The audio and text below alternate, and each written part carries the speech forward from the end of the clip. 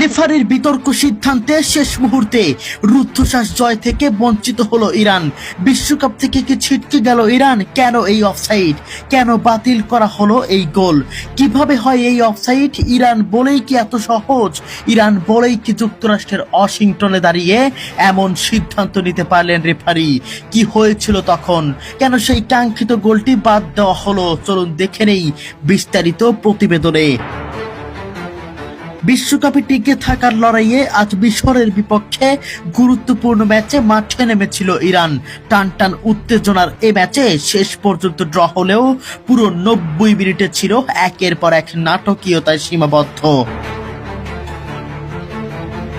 কখনো ইরানের খেলোয়াড়দের ফাউলের শিকার নাকচ করে দেওয়া, বা কখনো বিতর্কিত সিদ্ধান্তে ইরানকে বিশ্বকাপের জয় থেকে বঞ্চিত করার পরিকল্পনা, সবই যেন করেছে আজকের রেফারি।